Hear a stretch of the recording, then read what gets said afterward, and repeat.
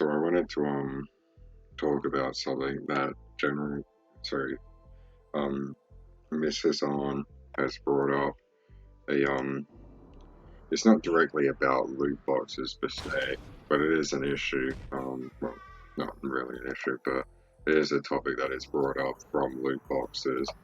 Is Hassan has sent a an open letter to the ESRB, the official rating board for video games over in the West, and it it said essentially, that even though it's not considered gambling, it does use loot boxes do use the same triggers as casinos and slot machines and gambling does to manipulate its customers into spending money, and they should look into that and how to restrict it from the hands of kids.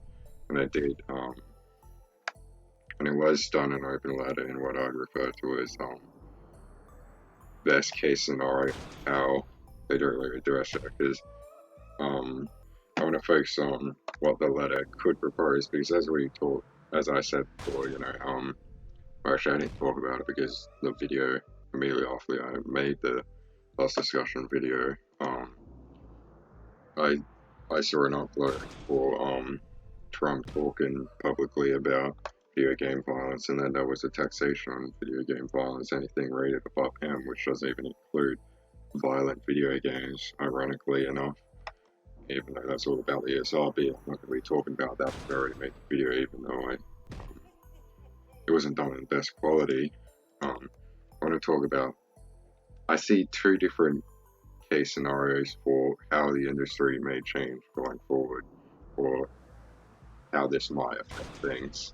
So, the first one is because the ESRB has been contacted by this politician, and she did say she was talking to other politicians. It could mean that, with the ESRB after the message, they may not do anything about the situation or the topic rather, and things get a little worse and they don't really change anything.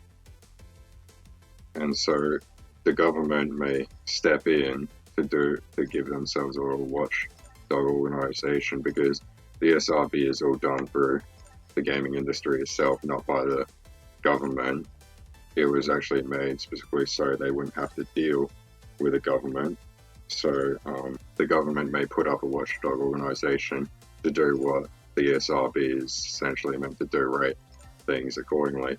However, with the government and the overgoing issue with censorship of violence in video games and so forth, it could be a little more concerning to have the government actually have that watchdog organization, because if they push those certain agendas and biases and they have that overall concern, to appease the general population, like politicians, they could easily control that watchdog organization and change things accordingly, like get rid of nudity, getting rid of extreme goals in first-person shooters like Doom, getting rid of violence like and firearms and shit, cutting down the the real world sim and military sim that you see in games like GTA and Call of Duty. They could tone down those dark aspects, and it's overall could affect the creativity, artists' creative freedom, and so forth, the integrity of those making the games. And so I'm not entirely sure it's good, because it does mean that loot boxes and so forth will be restricted and so forth, like we all want them to, but it would affect much more than that, most likely. So that's possibility number one that I see occurring. Possibility number two is, well, the ESRB does their job and they end up restricting, like only just censoring really loot boxes and microtransactions, such as loot boxes to only those that are 21, giving like a new rating system because R is for 18, not 21. So there could be a rating system above that, or they just tone up what R rating is for just to those that are above 21 instead of 18. And putting ratings on actual microtransactions just to appease the government and get them off their back, which I see as the more likely outcome. Although then again, now with Trump talking about it, there is more political pull in this whole situation, and things could change rather quite quickly. But it is also the more the response I think maybe would be better, I guess, because at least then the rest of the games wouldn't be too affected, but we'd still be seeing loot boxes, we'd still be, you know, they wouldn't really be regulated, they'd just be censored, really.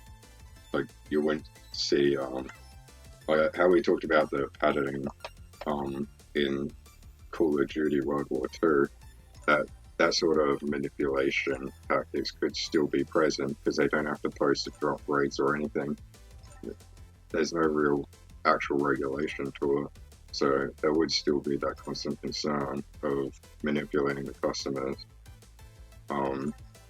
that they wouldn't have to really appeal to. So, you know, I'm not entirely sure whether this is actually a good outcome. I don't know, it could go anywhere really. This is just my concern and my thoughts of where this gaming industry may end up going and how it may affect future games. But in the section below, I'll provide a link to the original comment by Hassan, open letter to the SRB as well. And alright, let's start a discussion here if we can. You know, I want to hear what you guys think.